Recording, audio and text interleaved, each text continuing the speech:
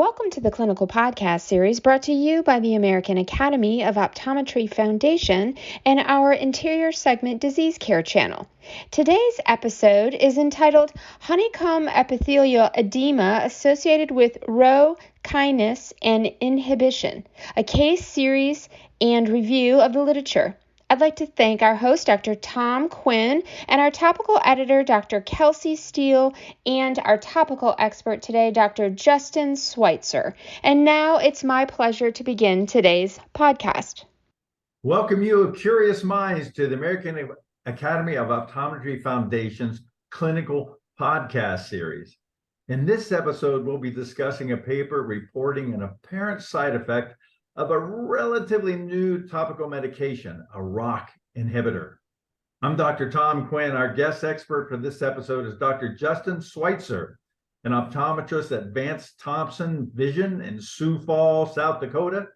He also serves as the chief medical editor of Modern Optometry, and it is a national leader in glaucoma, anterior segment surgery, and anterior segment pathology. You are the man to be speaking on this issue here, Justin. Welcome, Dr. Swietzer.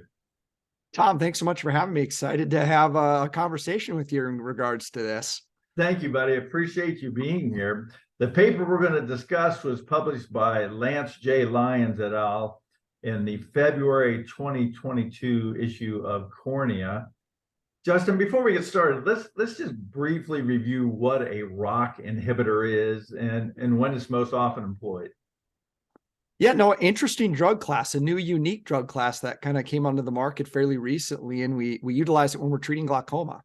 The main one we think about is a drug called natarsadel, and it's combined with the prostaglandin in one form as a combo agent, and it's used as a monotherapy or an adjunct in another form. And these ROCK inhibitors are unique in the fact that they really can be combined with any type of glaucoma medication because they act in a few different ways: outflow through the trabecular meshwork and lowering of episcleral venous pressure. They're both dosed once a day, but when I utilize them, I'm utilizing them to lower intraocular pressure in my glaucoma patients. Do you use them as a first-line therapy, or is it usually if you try something else, it's not working effectively, you add this on? Yeah, the data around natarsadel plus latanoprost, that fixed combination agent, you arguably could use it as a first-line agent. It's that efficacious. A lot of times it's being utilized as a switch medication. The natarsadel itself is more of an adjunct agent. When you look at the studies around that's being utilized, once a day, but in combination with some other agent. And so the combo one, yeah, you could consider it as a first line on the market today, when you base on its efficacy. Okay.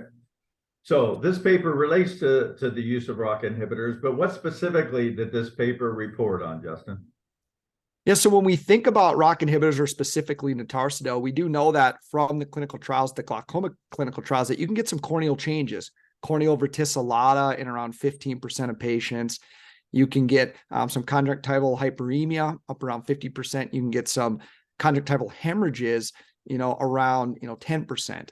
But what a lot of us didn't expect to see was what this paper reported, which is this kind of honeycomb corneal edema that presented in this study. And it was a case review and a review of the literature around it. What's interesting about it is that it typically presents in patients that have some type of compensated corneal endothelial cells. And usually, of course, we're using this in glaucoma patients, Tom, it's going to be in patients that have maybe had a filtering procedure like a tube, which is going to be kind of close to the endothelium, or a patient that has glaucoma and Fuchs dystrophy, or some other type of corneal endothelial compromise. And then we're seeing this kind of honeycomb corneal edema that's presenting in these patients. How long does it take for the edema to onset?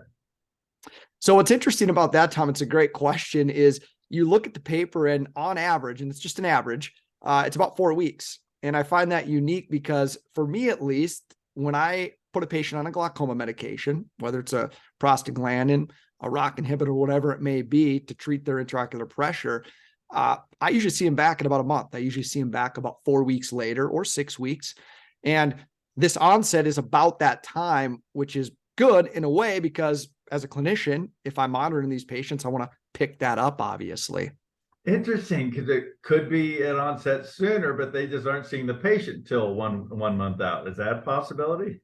Yeah, exactly. And I think about, with our glaucoma patients, that's when we're seeing them usually, and that's when you're seeing it. So Yeah. there were in the paper, when you review it, times where with onset was within 2 weeks, 1 week, but the average was typically around 4 weeks that it showed up. Okay, so then once it was detected, is there a way of managing it? Pretty simple. Stop the medication. I know it sounds easy, right? But yeah, in the paper too, if you review it, it was, if you stop the medication, it would go away in about 4 weeks. So it took about a month on average to go away with just stopping or discontinuing the medication. Okay, so I imagine there was visual changes associated with the swelling. Was there any discomfort reported that you're aware of? Great question. No discomfort reported, but there were visual changes that almost in all cases that they reported went back to baseline after the medication was stopped and it got out to about that 4 week mark. Okay, so what do we learn from this paper? Anything that we can apply to how we manage our glaucoma patients or any patient we have on a ROCK inhibitor? So I probably wouldn't change the way that I utilize ROCK inhibitors. I still utilize them in the same way, but I would be aware of this. I would be aware that if you have a patient present for that pressure check at, 4 to 6 weeks, or a patient that's been on a ROCK inhibitor for maybe a little bit longer, or even shorter, and you see this honeycomb edema, we at least know that just stop the medication. You're going to probably have to shift gear to some other type of medication to manage their pressure. But it is self-resolving by just discontinuing the medication. I wouldn't adjust the way that I'm necessarily using it. Okay. Justin Swietzer, rock star, talking about ROCK inhibitors. Perfect alignment of the stars. Thank you so much for sharing your expertise and experience with us and your take on the paper. Really appreciate it. Tom, great closing statement there, and I really appreciate you having me. Thank you so much. All right, thanks again, and thank you all for listening. And a special thanks to CooperVision for their educational grant to make it all happen.